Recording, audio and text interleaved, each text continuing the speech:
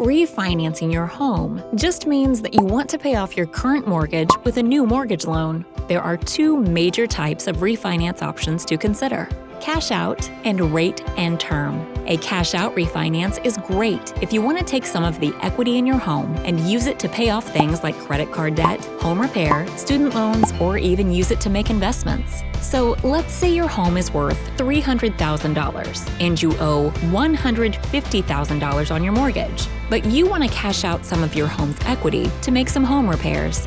The amount of equity you have is calculated by the worth of your home. $300,000 minus the amount you still owe on your mortgage, $150,000. This means you have $150,000 in equity that you can cash out on your home to pay for those home repairs.